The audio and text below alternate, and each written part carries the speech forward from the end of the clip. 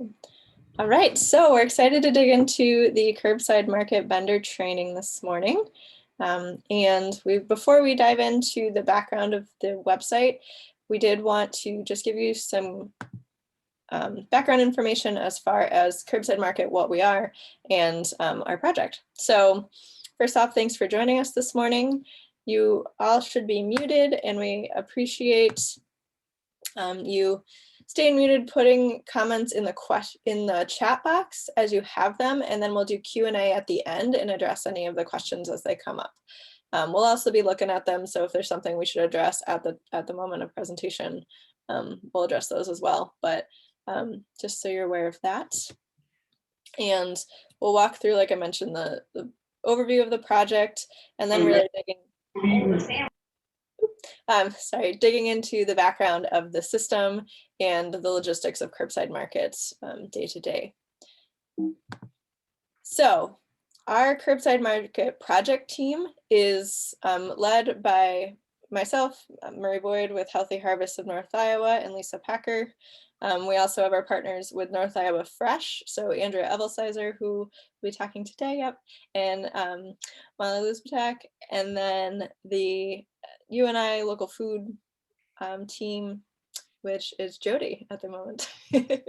So many of you know Jody as well, being from the Cedar Valley, which is great. And we did want to give you an opportunity to say who you are.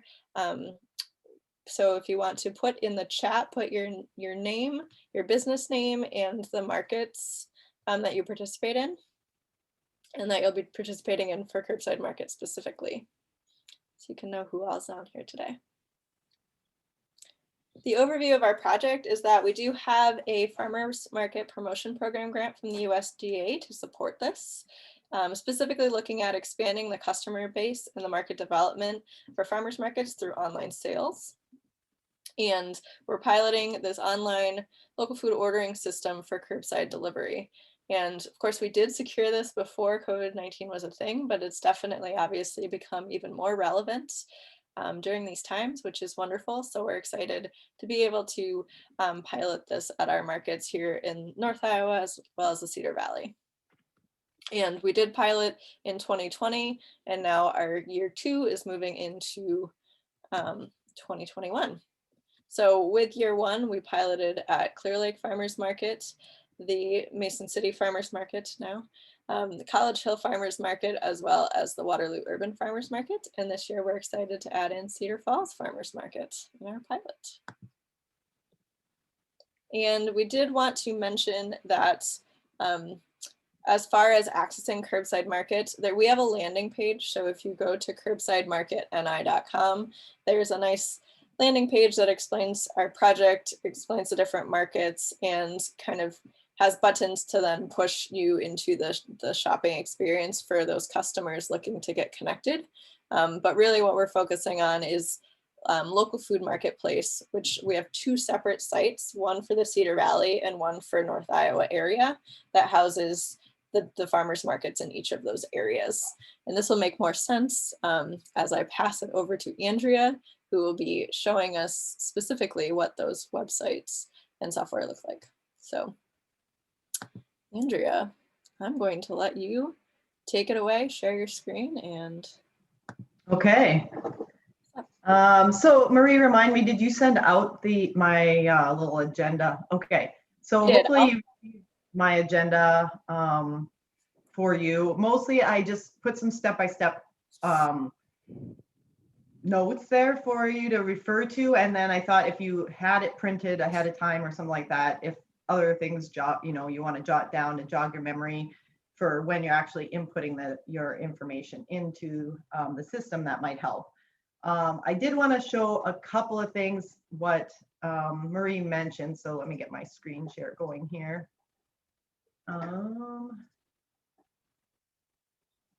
So Marie mentioned the curbsidemarketni.com site, and you guys have probably been there already if you've participated in the past. I know some of the vendors on here maybe did participate a little bit last year, Some of them are probably new. Jody's nodding, so I'm guessing that is right. But the Curbside Market NI site is here. And the reason I wanted to just bring it up is not only can you, the customers can shop. So this is a good place to send the customers to get them started on, knowing where to go if, you maybe don't remember specifically the web address of the individual farmers markets or whatnot. You can just send them the Curbside Market NI and you will find all of those links here. But specifically down at the bottom, there's the link for signing up for event to be a vendor. And also when you click in there, my computer is going really slow, but there's some resources at the bottom that's very important for you to remember. So as we're going through the training, we do have recorded trainings from last year, but this training will also be put here. But some other manuals, the Curbside Market Vendor Manual is here, and the Local Food Marketplace Vendor Manual is here. So those are good to remember that's where to find them. If you can't find them in your email or Google file or wherever else they might be, they're always available for you on the web here. And specifically related to today's training and the software, this Local Food Marketplace Vendor Manual will have pretty much everything that I'm going to talk about today is also in a reference form from Local Food Marketplace. And pretty easy to follow along, and in fact some little videos and everything that you might want. So keep in mind that that's there, and I might refer back to this a little bit later because there is a couple of little nuancy things that really is explained well by their videos, and it might be something you want to look at later when you're setting up your products. So for now, we're going to go and look at the Curbside Market Cedar Valley site. The site's been slightly redesigned from last year, if you've been here before. As for the new producers that are on, I just wanted to bring your attention to the menus across the top. So these are the menus that folks can see, customers, looking at whether they're interested in purchasing from Curbside. So they have the homepage, the product list, which obviously is not going to show much at this time, but they can select which market that they are interested in shopping from. The vendor page. So this is an opportunity for you to highlight your business. So when you filled out your initial JOT form, it asks you some information about your production practices. It asks you to send some pictures. This is where that all shows up. So if you are seeing yourself here and you're like, that's not quite what I wanted my representation to be, you can always send updates to your to Jody or to Marie to get those updated. I see there's a few that are missing images, and I think this is a good opportunity for people who are looking to learn a little more about your business. So you do want to have this spot filled out and have a good representation of your farm. And then I'll pick Rife Farm, for example. They just give you a little description about where they are and what their production practices are and stuff like that. So all of this information, actually, you can update it yourself, except for the pictures. And I will show you where to do that. But if you need help, Jody and Marie are there for you. And then the Shop Now actually kind of can take you back to the product list for the shopping cart, or if a person is new to the system, they can create an account. So logging in as a producer, you do want to go to this bottom button down here, the producer login. You might notice there's this little person icon that sometimes indicates that is a login area, but that is the login area for the customers. So you want to make sure you go to the producer login at the bottom, and you should be set up by Jody to be able to get there. When Jody sets up, or Marie, when they put in your information from the JOT form, they will put in your email, and then they will put in all your contact information and anything you provided on the JOT form, and then you will receive an email saying that you have been entered into the system, and you can then set your password. So if some of you probably have done that already and have been into this location, but if you haven't, you're going to see it a little different than this is the admin side. So I'm seeing everyone. When you get there, you aren't going to see all of these. You're just going to be able to see your own. So I made up this fake producer a couple days ago to help kind of walk us through this. So this is more like what you're going to see when you get to your site. It'll say who you are, what your producer name is, and then you'll have all these menu items along the side. And if you do want to change anything related to your profile, you just go over to the settings, and this is where you're going to find all of the options for updating any contact information, changing your email, changing your phone numbers, indicating where you want your checks paid to. This is where you're going to be able to put in your farm description or farm practices. So if you look it over and you realize you wanted to say something a little more in depth or a little more or different than what you had originally put in, you can update that there.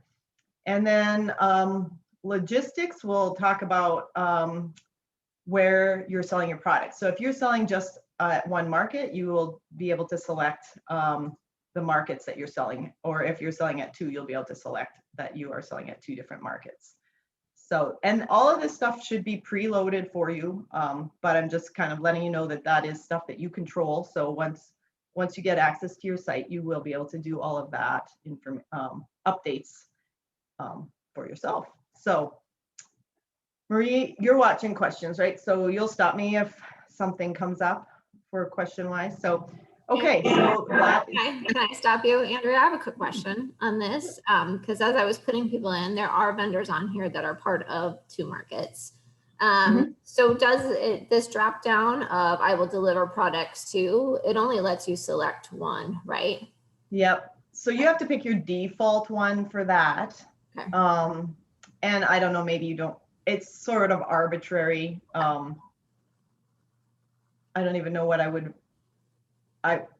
don't know which one I would recommend. I would just say pick one there. But then in this one, participating sub periods, you can pick. Okay, thank you. That was one of the questions I had putting in vendors. So I just wanted to clarify that. Yeah. And the only thing that you're going to notice is if you do participate in two and say you pick College Hill as your primary one, what will happen is when you get your pick ticket, it'll say, please deliver your product to College Hill. But if you'll have to kind of know as a producer that if you're getting the pick ticket the day before Waterloo or Cedar Falls, that you're really delivering to Cedar Falls. You're not actually delivering to College Hill.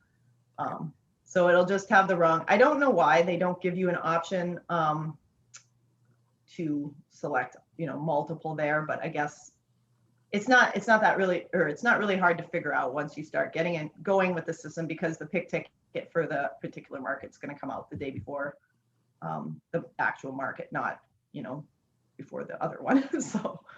Okay, thank you. That helps. Yeah. There's a few admin things that we also have access to. This is where I would put in the pictures for the producers and stuff like that. But these are things that the admin, you don't have access to. So, but just know that we can do a few things beyond what you have access to. So if you have questions, let us know. So we're going to go right into products and listing products, because obviously that's the main thing that we need to know in order to be able to sell to people. Again, you just go over to these menus on the left side, and this is where you're going to find most of your menus that you're going to want to access. So if you go to the product menu, you're going to be able to add products to sell. So that right at this point, it's not products that you are listing right now for market. These are products that you plan to grow or make or bake or whatever for sometime during the season. So you can plan your list of products that you intend to sell so that when it gets to the season, you are ready to go and you don't have to start adding products and creating descriptions and adding pictures and stuff, because that's when it's busy and you want to be able to just put them up week to week and have it go from there. So now's the time to do this part and set things up and get the products that you're intending to sell ready to go and looking how you want them to look, so that when you're in the middle of the season, it's busy, you don't have to do that. Of course you can, there's no limit to when you can update these, but you do want to do it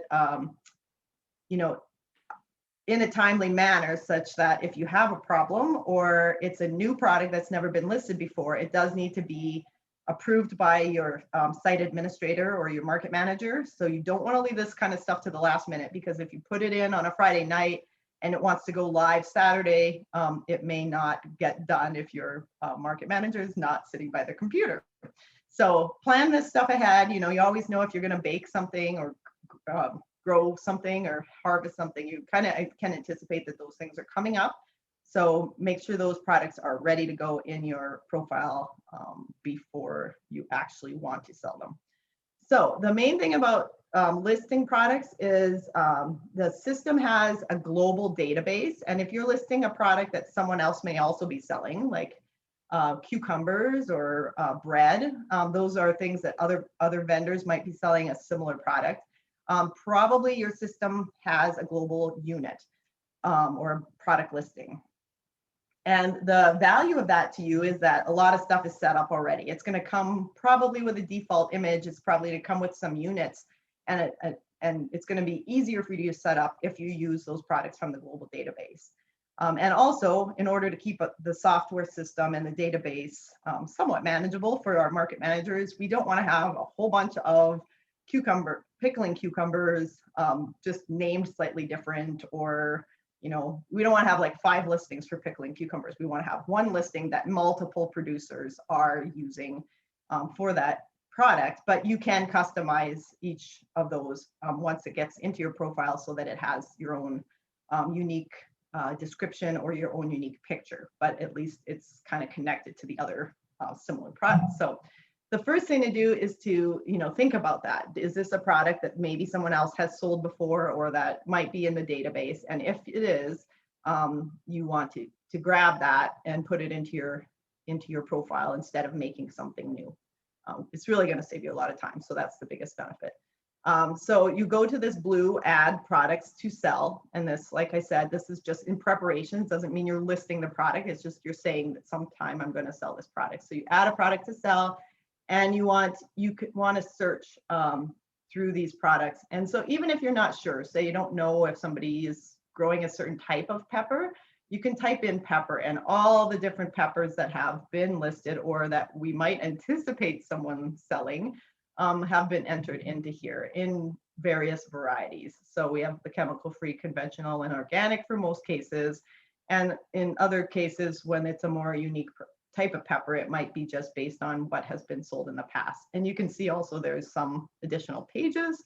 Peppers are a very diverse type of product, so there's lots of different kinds, and you might need to kind of poke through those and see if you find which one you're looking for. So say you are looking to sell some hot jalapeno peppers, you can click the box over here that says check, or you can select them all, which would be kind of impressive if you have all those pepper varieties, or you can pick a sweet pepper, pick that one, and then add that to your list of products to sell. So now you can see those 2 have been added, and they are ready for you to customize. So actually, since we're here, well, I'll go into pickling cucumber because that was one I looked at ahead of time. But so if you added, say, pickling cucumber to your product listing, you go in there and take a look at it. And in this case, a default image is here for the Cedar Valley market. So that must mean that the market hasn't sold a lot of them or didn't have an image that adequately represented that product. So they put in the default image. And if that's the case, you can select that image and you can upload into this database a picture of a pickling cucumber, which I should have found one ahead of time, but I did not. But so if you did have one, you would go to upload the image to the folder, and the image would come up here, and then you would select it, and it would go onto your profile. So I'll go back here. Oops. We'll just go back this way. So that is one way of doing that. If you go and you say you have a very unique product that you want to sell, and you not like, maybe it's a I don't know, let's say chocolate chip cookies, maybe cookies. baked goods. So you go into cookie and you type in cookie and you don't find it in our global database.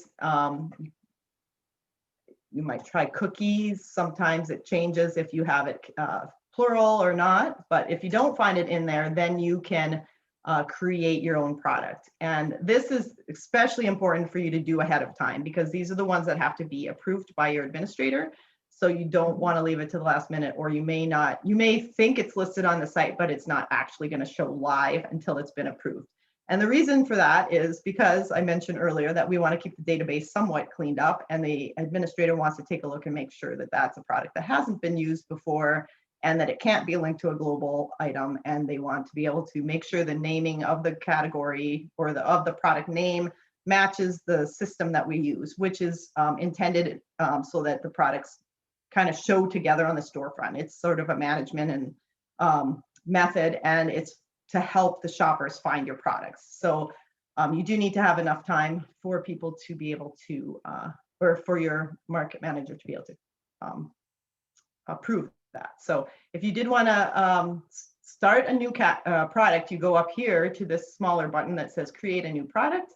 You would type it in here, and then you could add it to your, or add the name of the product, the pricing method, which I should talk about a little more. The pricing methods are vary depending on what you're selling. And this is the part where I think you may, if you get into this and you get confused, you may want to go back to this local food market producer guide, because they have a very nice videos on each type of pricing method for type A, B, and B1, B2, and C. And they walk you through what those products, what types of products might be listed in those categories, and a little bit of like how to set that pricing method. So if you get confused, this is I'd say the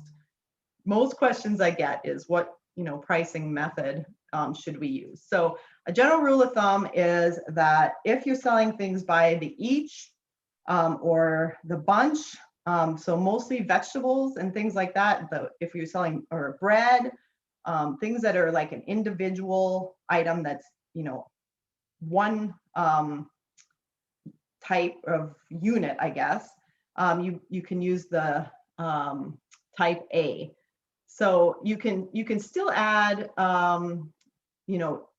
different unit names, but it's like the inventory is going to come all out of one source. So for example, if you have 50 pounds of green beans and you want to sell them as 1 quart and 2 quart containers, the inventory is still coming out of that 50 pounds of green beans. So the computer or the system is going to calculate that for you, and it's all going to draw out of that 50 pounds.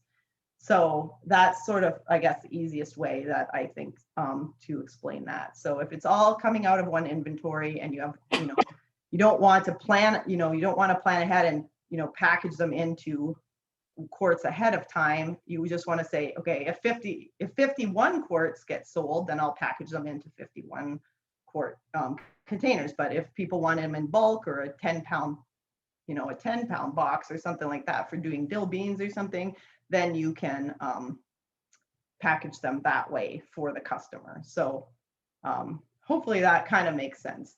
On the other hand, I think the other most common one that you would use as a farmer's market vendor is the type C. And this is a case, my favorite example for that is like honey, because you already have your honey.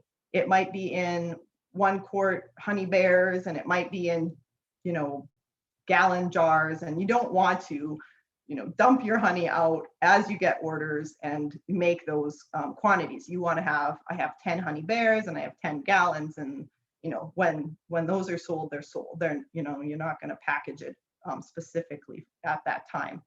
So this type C allows you, and I think I have a, well, let me put honey in here. Hopefully I didn't do this ahead, but honey, hopefully the honey one is set up how I think it is. No, well, no, but I would put this one as a type C, because they're not, unless they have like a big vat of honey, they're not going to be, making those specific units, and they would want to list it as an individual, as their separate inventory. So I did look up a jam ahead of time. So jam, you have, maybe you have this as a type C product. You might have 10 strawberry jams, 10 mixed berry jams, and only 5 other raspberry jams. So you have them listed this way. So, and the reason you do that is so that when you list them onto your profile, then you can list them as those numbers. And I'll show you that right now. If you go into jam and you go to product listing, here you can list 10, 10, and 5. Whereas if it was a type A product, it would just ask you total, how much jam do you have? And then it would want to like break it into those separate selling units at the time of sale. So I hope that it's always hard to explain until you actually are doing it. So if you have questions on that, I'm happy to try it. If you have a specific product and you want to talk through it, that's put it in the chat and we'll go through it. The other one is the B1 and the B2, and you probably won't be using a lot of those for farmers market, except for maybe meat products that have been weighed at the locker, and they already have like a sticker on them saying that, it's a 2.5 pound roast or something like that. You might use the B products, but those are based on weight, and that's if you want to be able to adjust to the exact weight at the time of sale. So if a customer goes in and they order an approximately a 2.5 pound roast, but you really have a 2.6 pound roast and you want to be able to sell, charge them for that full amount per weight. But farmers markets, we don't use a lot of weight measurements at the market. Many things that you sell there are by the each. So even 1 pound packages of burger can be sold as a type A because, all of your packages of burger are going to be 1 pound. Think maybe chickens, if you have a processor that's weighing them for you and they have a weight stamp on them, you might sell those as a type B product. Or, if they're approximate sizes and you just want to sell, a chicken for approximately a 4 pound chicken for X number of dollars, you can list that as an A if they all kind of run the same size and you're wanting to just sell them that way. So I don't know if all chicken processors do the weight. I don't think the one in our area, I don't think they actually give you weights on their birds. So, and again, you just have to follow the rules related to certified scales. If you have a certified scale, you can sell by weight at market, but if not, you have to go by the each. So generally it's the A and the C type products. Another good one, and I don't have it pulled up because I'm using the Cedar Valley site, but another good one for C is lip balm. We have a producer up here in North Iowa that sells like 10 different kinds of flavors of lip balm, and he's able to list his products, all the lip balms under one category on the storefront. So it just comes up as, honey, beeswax lip balm, but then when you click into it, it has all the different flavors or varieties listed, and he can have a separate inventory for each of those. Andrea, can we take a quick pause and answer a couple questions that have come in? Sure.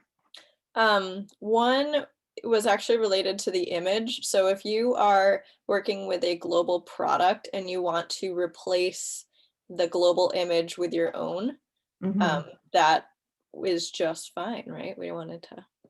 Yes, I was just going to see if sometimes they should come in with images. I must have just picked products that all have the default image, but yes, I promise there is images on most of the products. Yeah. Let's see, I guess tomato probably, if I pick a standard tomato,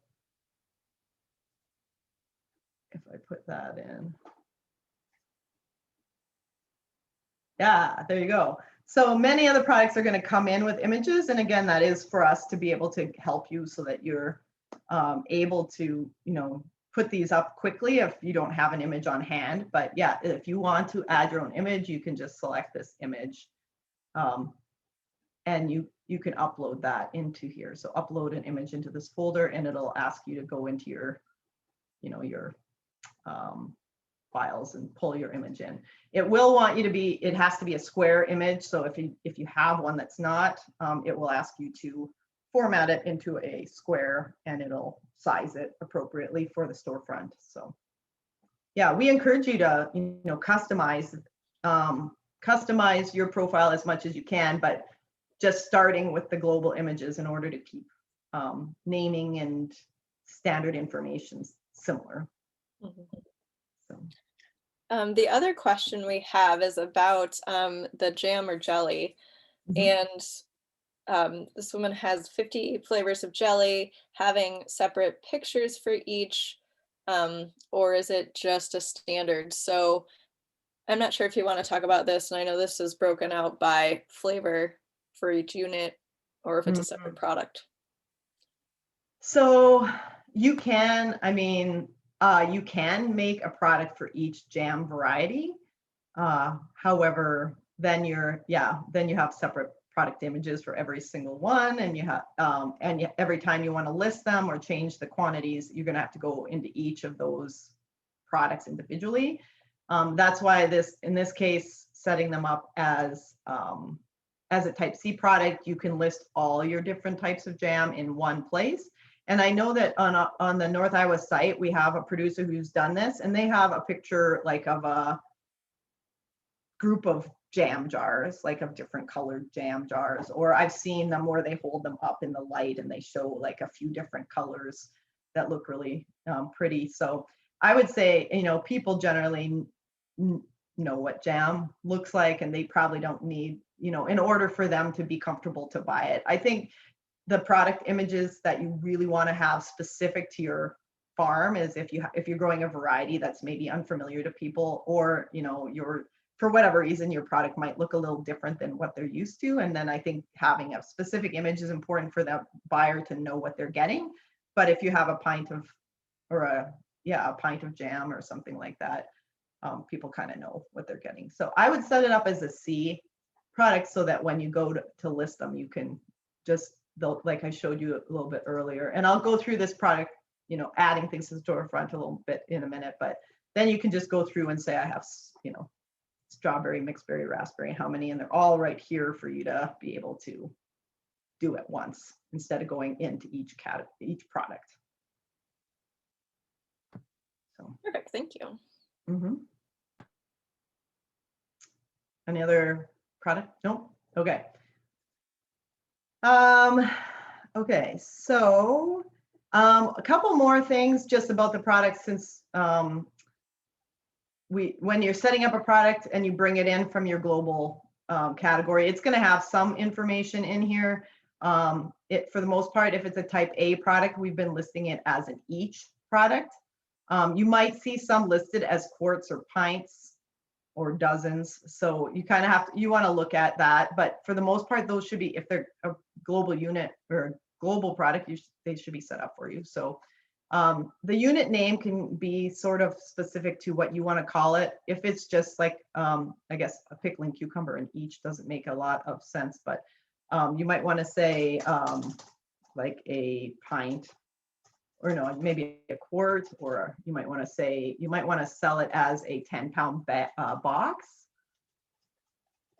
If you're selling it for people to, can. So then you'll want to adjust your price. So just for argument, we'll say a quart is $1 and a 10-pound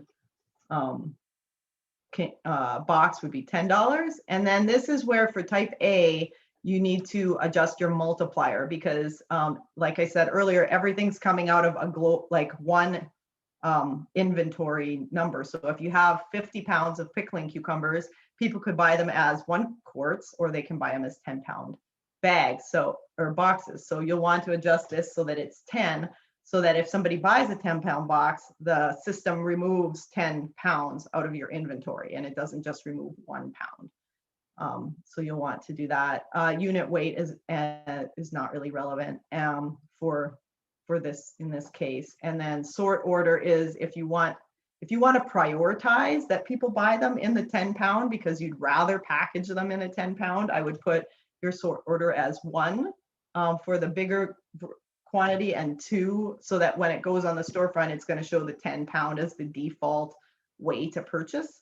And that might be, you know, your preferred method of selling them or whatnot.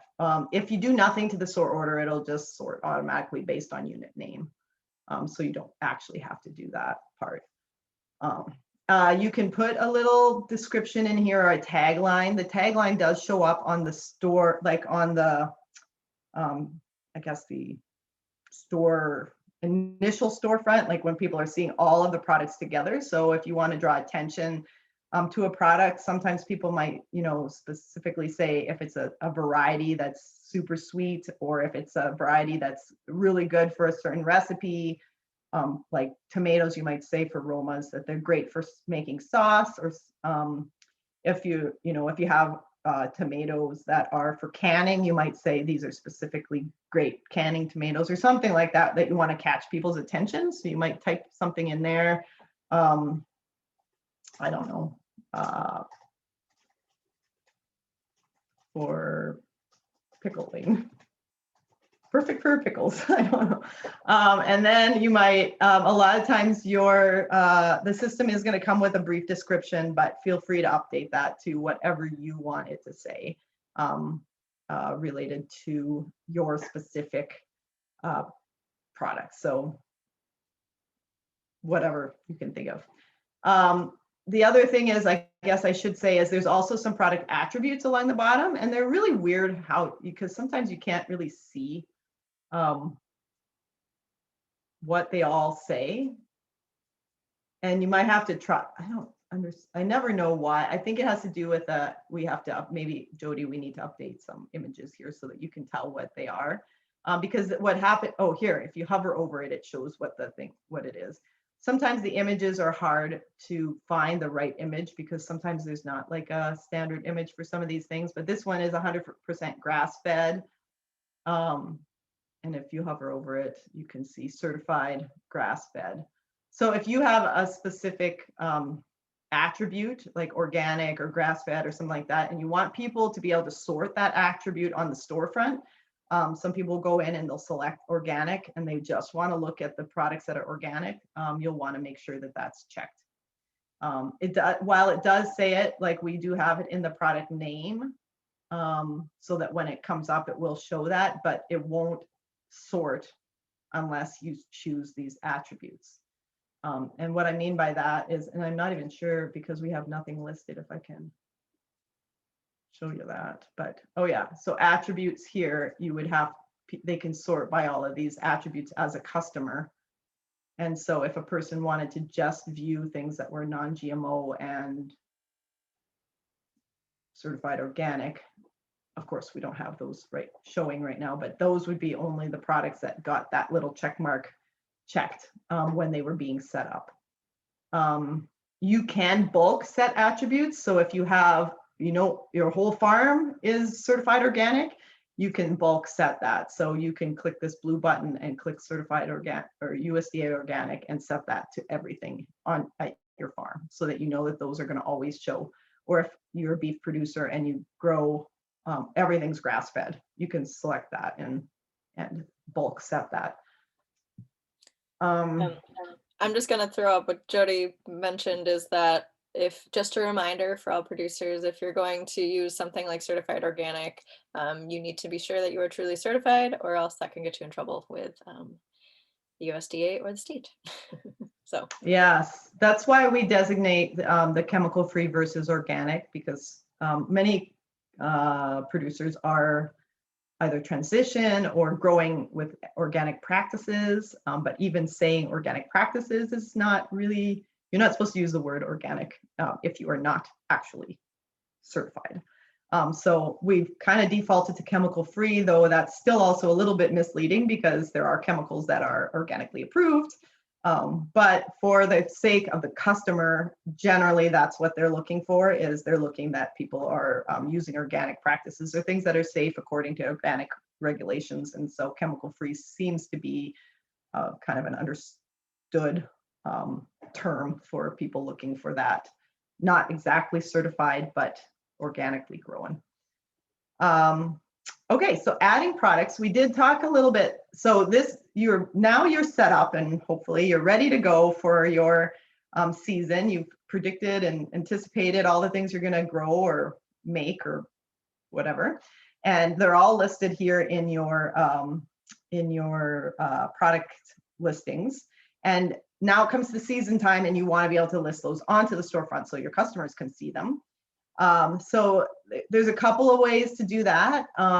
Along here, there's these plus signs and you can click on the plus sign and it'll come up and you can indicate how many you have. And this is the example where I said, if you put 50 cucumbers, then when it goes online, it's going to show it in as those 2 different units and it's going to pull it all from the 50 cucumber category. Although, you know, that one's a bit of a weird example, sorry, but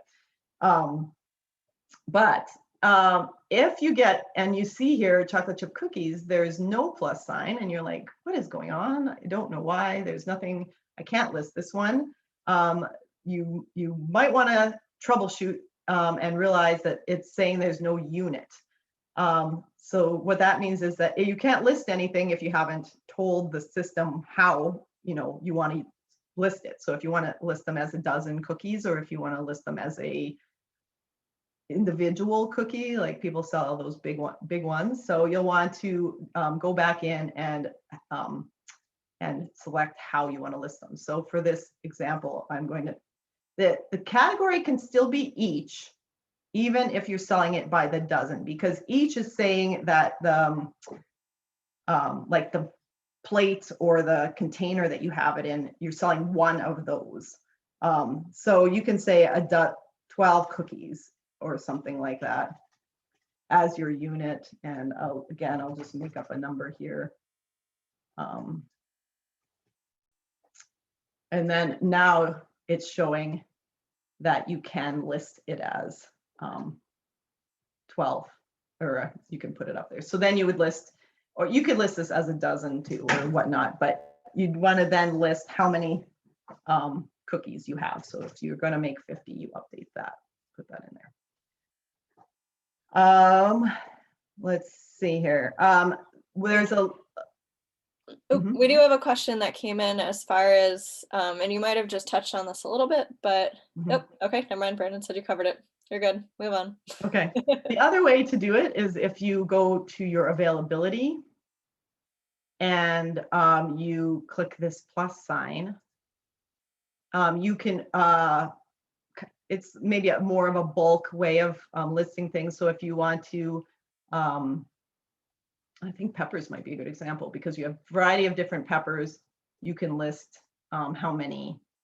You can go and do it by category and it'll give you the listing, so you can do more than one at a time. So if you have, I don't know, 5, doesn't make sense, but 10 peppers here and I don't know, 50 sweet peppers. So you can list a bunch of them at once and then they're going to show up in your availability tab. So this is how you check to see how many you have listed, is by going to the availability tab. And it'll show you the quantities listed and it'll show you the quantities sold and what your prices are. And if you decide that you don't want to list anymore, you just click the minus button. So it's pretty intuitive once you get in there and you start playing around with it. It's, the pluses, you want to add something, the minus, you want to get rid of it. The only thing about this is that if you have multiple, like here you have selling the sweet pepper by the each and the quart. If you go to delete these, it'll say that it's going to delete all the units in that from that product. So if you have the 2 different listings and you decide you don't want to sell it by the each, it's going to delete them all from your products that are listed online. If this is getting a little bit more in depth, but if you did, sometimes you want to sell them by the each and sometimes you want to sell them by the quart, and you want to kind of keep those 2 units in there. You can leave them in there, but you can hide one or the other. So if for some reason you don't want to sell it by the each anymore, you just want to sell it by the quart or something like that, you can hide that. And this unit will still be there if you decide you want to use it later. but it won't show to any customers on the storefront. So that's kind of a little trick. So if you have different unit names, and you might, for different times in the season, maybe early season, you're selling all your tomatoes by the each because they're going to sell and you can charge a higher price for them early season. But then mid-season, you really don't want to deal with one tomato at a time because tomatoes are everywhere and people really want to buy them, buy the bag or buy the case for canning or something like that. So you can keep those there, but just hide them during certain times of the year. So let's see. So that's pretty much, so I think now that I've put a few things up here, they won't show, I think I said I was College Hill. Oh, maybe not. Oh, maybe they don't show. I thought they would show up, but I did put the market on vacation, so that they won't, so they won't accidentally show it to people. Oh, I know what the problem is. I have myself as inactive because I'm not a real producer. So I have to be active, and that's something that the market manager would do for you, but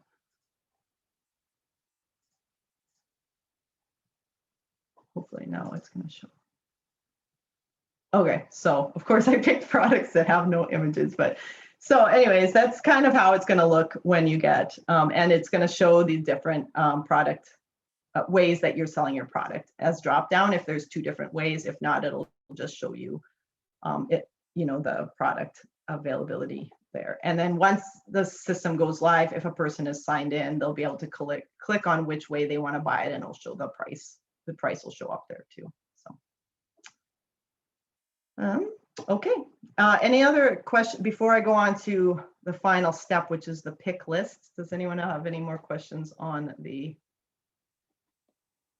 Yep. So there's one question. Danielle asked what the deposit is for, and I don't think we use that, but you would know better than I. So when you're creating a product, it has deposit under the unit. Yeah, I think we must not use that because I don't know. No. Oh, here. Yeah, we don't. I've never used that. I think maybe it's related to if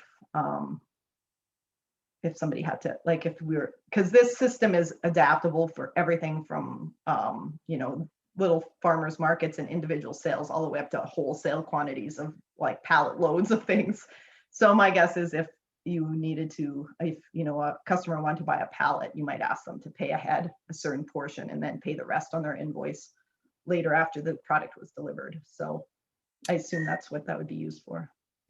The other thing I wanted to point out too is that bottom, you can choose the sub periods that you are listing something for. So say you list something for College Hill, but you don't actually sell that at Cedar Falls or vice versa, you can toggle that option for those products too.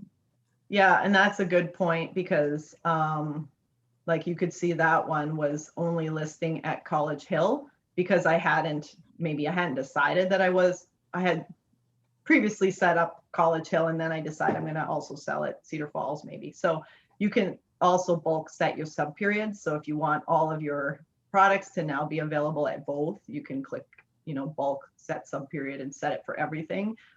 And then if there are certain products like tomatoes that you only want to sell at one, then you can turn it off for individual products. But you do need to make sure that you do that. Otherwise, they won't be listing in the right place. But another good thing to do is to make yourself like a buyer login and log in as a customer.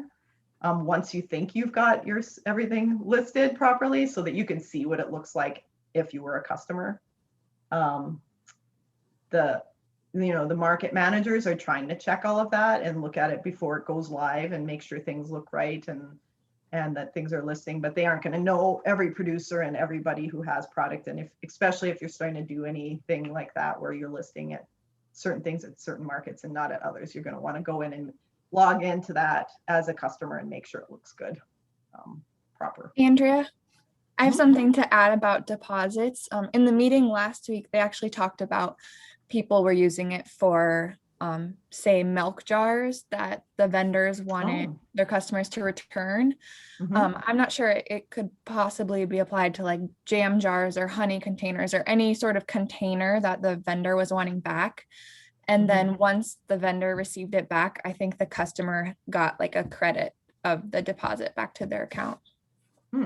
That's good to know. Yeah, I was Yeah. going to jump in on the whole payment piece, and just going to add, if you wanted to do that, you probably need to give us a heads up, because that does affect then our payment possibly and how we charge customers. Andrea, do you want to talk a little bit about the payment piece, about how we charge credit cards, or do you want me to add that in? No, I can. So I guess I kind of skimmed over pricing a little bit. I did want to mention, and I have it on my notes and didn't mention it, that with the pricing, with this being a pilot project and we want producers to participate in the project, obviously you need to list your items at a price that you think is fair and what you feel you can make money.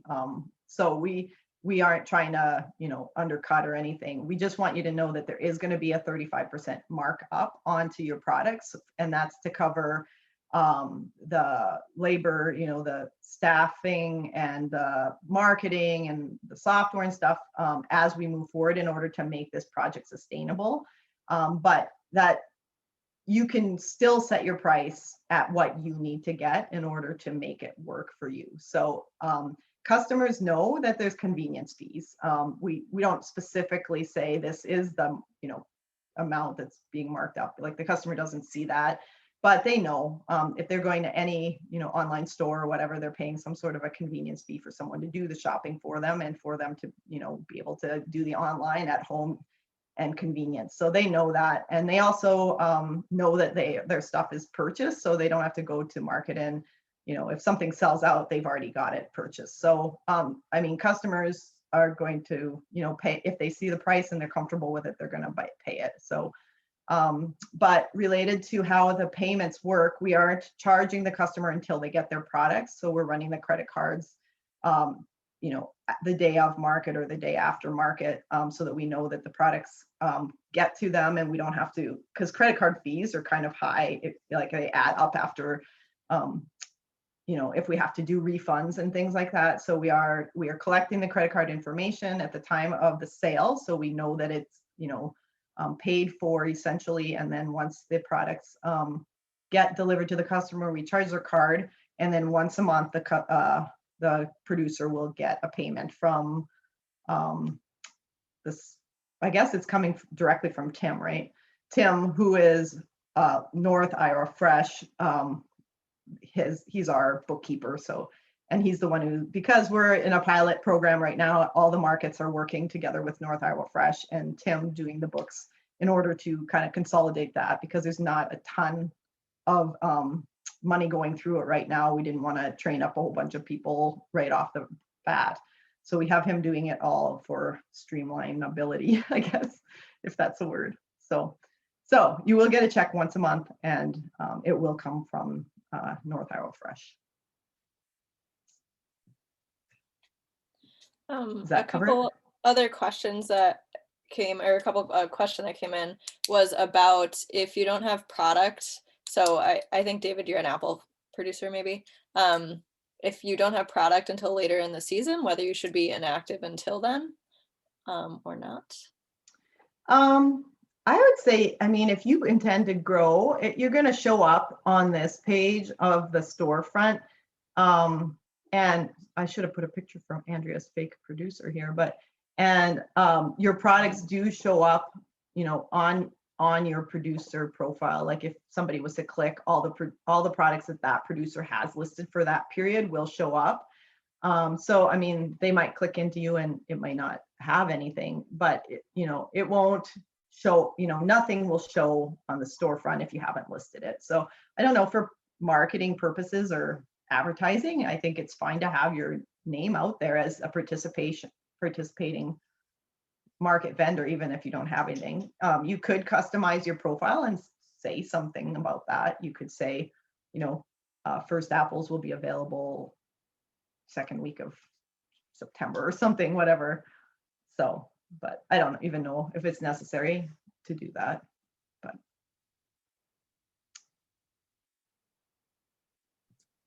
yeah, and then Mark's just mentioning about the pricing and the markup. We do definitely encourage people to list your products at the same price that you have at market, to keep that level playing field, if you will, as far as what that looks like. So, but it also makes it convenient for you all as far as knowing that you're going to get your full price for your products as well. So whether you're throwing it through curbside or whether you're selling it at market day, you're not getting a difference in price back. So that's a really great point. And Brandon was asking about a really quick recap on how to post products available live versus unavailable. So if you want to review that availability piece. okay, so you can review what you have listed by going to the availability tab. So you can see these items are listed right now. If you change your mind and you don't want to list those, you can click it off. Once it's sold though, it won't let you click it off. The other note is you can add inventory at any time, and if your items do sell out, you will get a system automated email from the system saying you have sold out, and it's prompting you to, if you want to go back in and add more. So maybe you have, I don't know, you list 10 of something and you sell it out and you decide, well, I might as well know that I've sold those items. It's guaranteed sales. I might as well list 10 more on curbside rather than taking them to market and not knowing if they'll sell. So, you can kind of adjust that. So you can add anytime during the period, even once sales has started, you can add more inventory. So, but you can take away inventory too if you realize that you don't have as many green beans as you thought you were going to once you go harvest, and you're coming up short and you decide you actually want to hold them for something, or maybe somebody calls you and decide, you have a neighbor who's going to come and pick some up or something. So you can take them away off the system unless they're sold. And once they're sold, it's basically obviously a commitment to the buyer that they will get them at market. So the system does not allow you to take it off once it's sold. But so you can delete those just by reviewing them in the availability tab. And then if you want to put them back, you go back to the product tab and use the plus signs on the product. Or like I showed before, under availability, you can bulk add products with the plus sign on the availability page. So. Yeah, I was going to mention that. So that's really something you should, each week, adding your availability. Hopefully that's the only piece. Once you've already loaded in your products, that's the only piece you should have to do each week. So there is, a little caveat to that. People like bakers or meat producers, honey, jam, or like craft type things that you have basically a inventory, and when it's gone type of inventory. Or your inventory, like baked goods, maybe is the same every week because you're going to bake, I don't know, 10 loaves of bread for Curbside Market. Things like that you're going to do over and over. You can set up like a rollover. Let me see. I think the admin has to set this up for you. So the admin can go in and say, do not autofill availability. And for vegetables and fruits, we probably would not do it. I guess if you just are offering small quantities, I would still, I don't know if you guys think here, but I would say vegetables and fruit, because the season changes and one week you have, certain things, and the next week, two or three things are, no longer available because it's out of season and you're into new things. So vegetables and fruits just change so much. And if you do autofill, it's inevitable you're going to forget to check it because you're not watching the system and you're going to be listing things that you don't actually have. And then people are going to get mad. So I would say for vegetables and fruit, you won't want to do this. But if you have things like jams where you have, you know, in your inventory, you have 20 of each kinds to start off, and you need to be able to track how many have sold versus how many you still have in your inventory. You can do an autofill from last period's quantities, autofill availability, last period's quantities. Well, So one of them subtracts. Oh yeah, remaining. So yeah, this one is for remaining quantities for jams and jellies, and this one would be like I said earlier, like if you know you're going to make 10 things of bread, 10 things of cookies, and whatever. If you kind of plan that out and you know that that's what you're doing every week, you could put that in there as autofill from what you, same as what you did last week. But those are set up by your site manager, and you'll want to, you know, talk to them if you think you want to do that. But yes. Okay, so the last thing, we're getting close. Ooh, it's 11. The last thing I wanted to show you is the pick tickets. So pick tickets, you're gonna, I think for every market, you're gonna get them 24 hours ahead of your market. So like Clear Lake here, 9 a.m. market, you're gonna get it on Friday at 9 a.m. It's an automation from the system, so it's gonna automatically come to you every week. If you're not getting your pick tickets, make sure you tell your market manager, because I know we had a few glitches last year related to that automation and the timeframes of it. So make sure you let us know. There's two options for pick tickets. There's the summary or the detailed. In most cases, you're going to get the summary because our market managers are going to sort the products for the customers. So you don't have to worry about that. So you'll just get a summary. It'll show you how many jams, how many green bean bags of green beans or whatever to bring. And then the market manager will sort those for you at market. So you don't need to indicate, you know, 2 of the jams go to customer A and 3 to customer B or whatever. You'll just bring the total quantity of what was sold and they'll be sorted for you.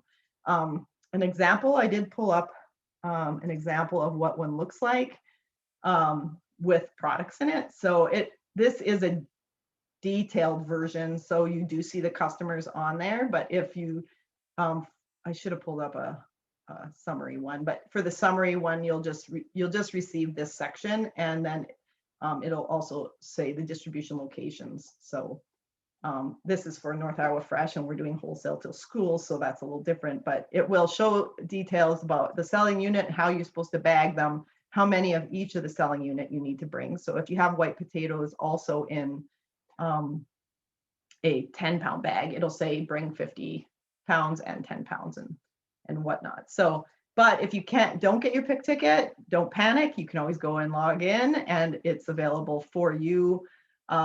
If, you know, some of the markets, because like in Cedar Valley, you're got 3 markets on the same system.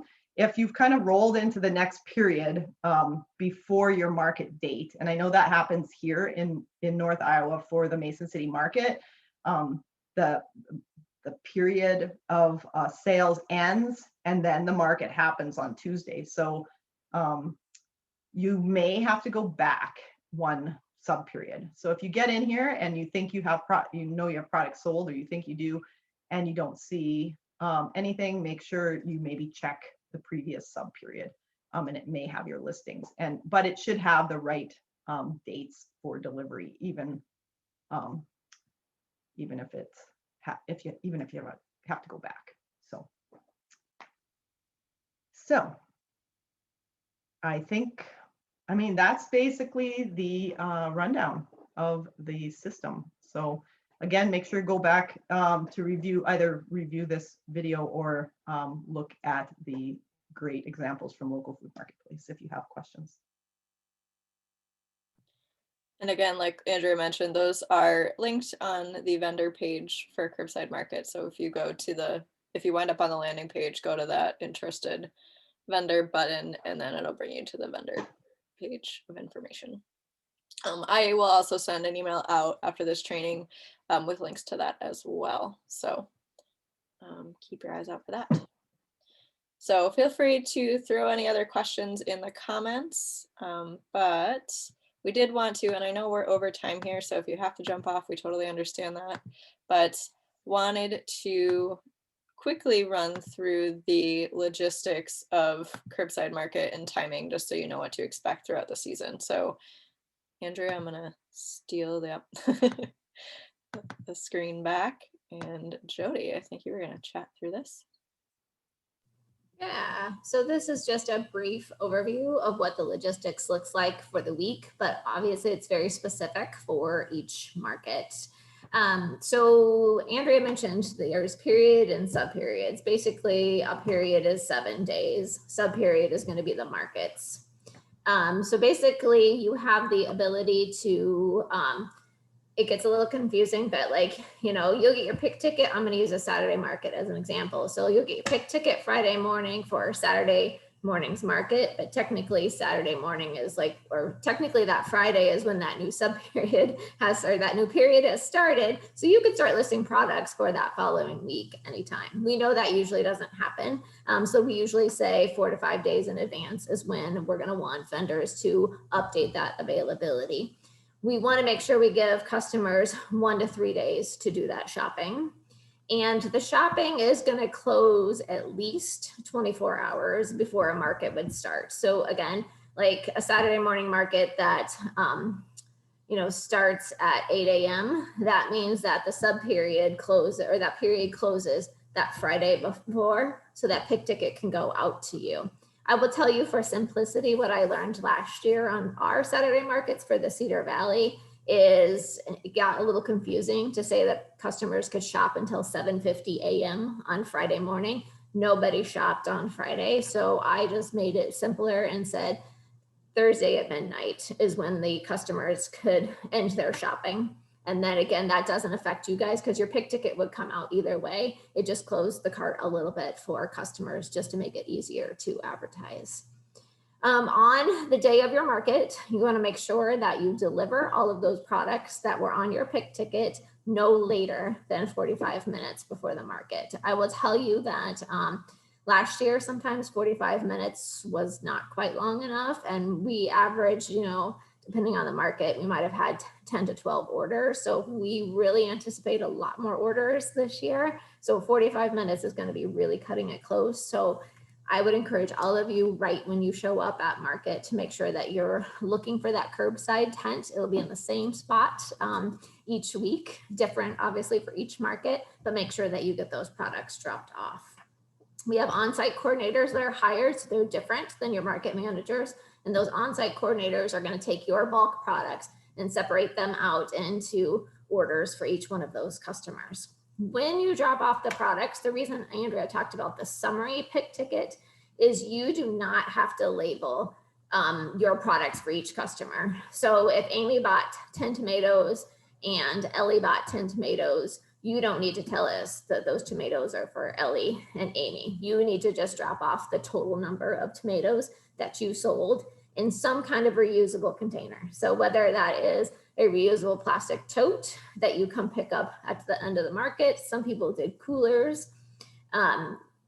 Even if it's a cardboard box, we're going to be expecting you guys to pick that up at the end of the market because we don't want our on-site coordinators to have 10 cardboard boxes that they have to now take and recycle and add that extra. So we want to make it as easy as possible for you guys. That's why we want those bulk deliveries. You don't have to individually label them for customers, but we do want to make sure that you guys pick up your totes at the end of market. All right, so I already touched on the bagging a little bit as I went through that. So this is basically what that is saying again, is you do not have to do those individual orders. Just make sure that, you know, when you're dropping off your products at the tent, that again, they are clean. Are you using, you know, if you are dropping off, say in plastic bags, we want to make sure that it's a clean plastic bag versus a maybe reused, recycled one from say Fairway or something like that. And again, making sure that those products look acceptable. Keep in mind that, you know, our customers that we're targeting are not your typical farmers market customers. These are customers that are probably shopping online at Hy-Vee or Target or something like that. So they may have those high retail expectations. So you just want to make sure that those products look great. And then keep in mind, then you need to follow the guidelines for that you normally would for a farmer's market. So if you have those baked goods and those jams and jellies, anything that has that value added, you need to make sure that it has your name on it and all the ingredients in it. And we will have labels. These are what they'll look like, and each one of our vendors will get this. So that way you would take your tote or your box. So let's say you're dropping off apples and you have 5, 10-pound bag of apples. You would have it in a tote or a sack. You would put a label on here. You would say that these are from Timeless Prairie. I dropped off 10 bags of apples. Here you go. In most cases, apples as an example, we might only have one apple vendor, so we would know who they would come from. But for example, last year at College Hill Farmers Market, I had several people that had peppers. And so if they didn't label their box, I didn't know necessarily which peppers came from who. And that's important too, because again, customers have decided that, oh, they wanted to choose this pepper from this farm, maybe how that farm was grown. So we really are making sure that the right farm and the right product is getting to those customers. Yeah, and that's a food safety thing too for traceability. That's true. Yep. Especially when you start getting into these distribution, where there's a kind of the curbside market staff is a central kind of distribution people that are delivering the products to the customer. If there was ever an issue and we needed to figure out, who got the lettuce that was, I don't know, tainted or something like that, we would need to be able to figure that out. So they do need to take extra care to make sure that like the pepper example, the right pepper gets into the right box for the right bag for the right customer. So if we ever have to do recall. That's a very good point. We know that won't happen at our markets, but we do have to point that out. So, all right, next slide. I was also going to mention, I know one of our on-site coordinators, for example, greens is a good one, making sure that you mention what variety or what product it really is, because I know, say, cilantro and parsley can look really similar. And if it's not, if you stick this label on a bag that says this is 2 bags of cilantro, and then you also have parsley, making sure that those are carefully labeled. So when we're doing the aggregation, we make sure that people get the right products. That's also a very, very good point. All right, so who can participate in Curbside Market? You just have to make sure that you are a paid market vendor at the markets that you are having customers pick up the products. This project is meant to supplement farmers markets, and we don't want to take away from farmers markets in any way.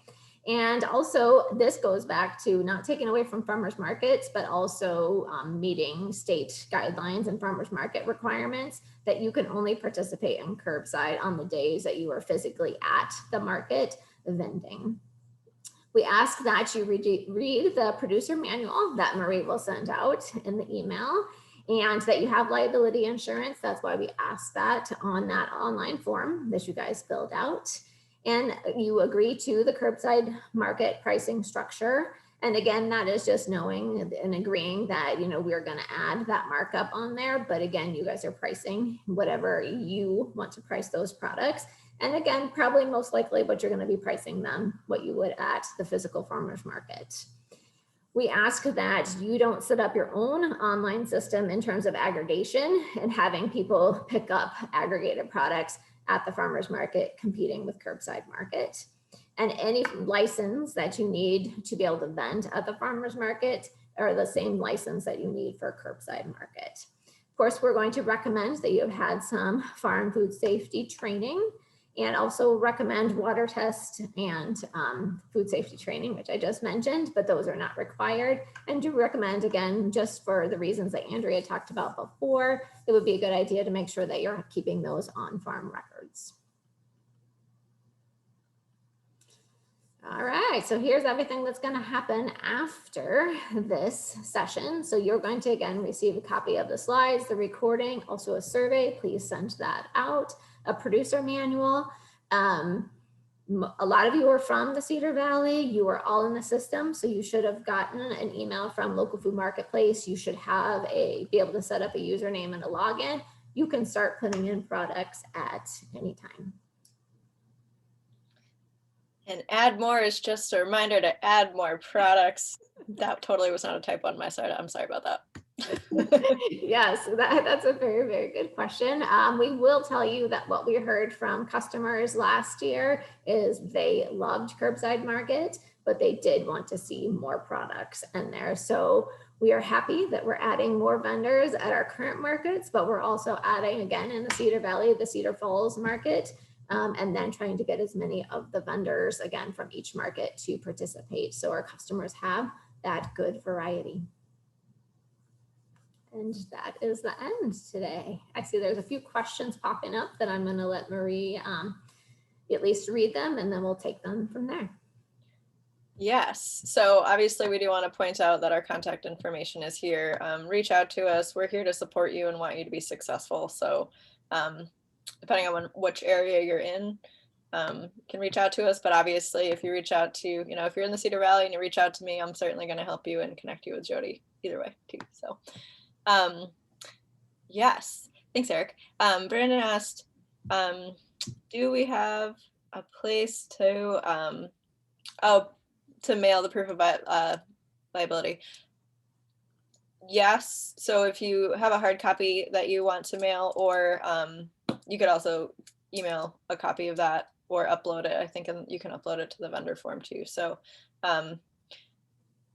yeah, but to avoid email distribution, Jody, maybe you can connect and provide that mailing. Yeah, I would encourage. Yeah, I would encourage if you've already filled out the form, just to, if you can, email it to me directly. That way we can just keep it electronic. But you can also mail it to you and I also. David asked about the direct deposit for payment instead of mailing checks. Andrea, I don't know. I know we discussed that last year. Yes. We still don't do that. I can ask Tim again why we don't do that. I don't remember. I think why. It came down to the fees that we were going to be charged. And since this is a pilot project, the low volume that we were seeing, at least as of last year. So I don't know if that's something that, again, we anticipate higher volume of sales, more producers in there. If it is something that, Tim would revisit and check out for us. Mm-hmm. Yeah. So we'll definitely look into that. Thanks for the reminder. Yeah, I'll ask Tim again, but I know, yeah, it wasn't feasible last year. So.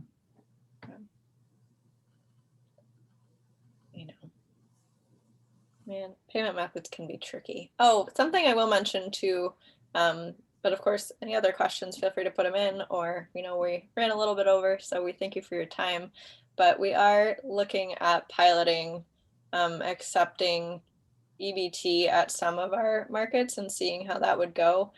For any of you who are semi-familiar with all that, we're not allowed to accept EBT online currently, so it would be a matter of having to figure out swiping cards on site, but we do recognize that there is a customer base, especially with EBT and Double Up Food Bucks, that we want our SNAP customers to be able to access Curbside Market as well. So I know that question has come up before and just wanted to share an update on that.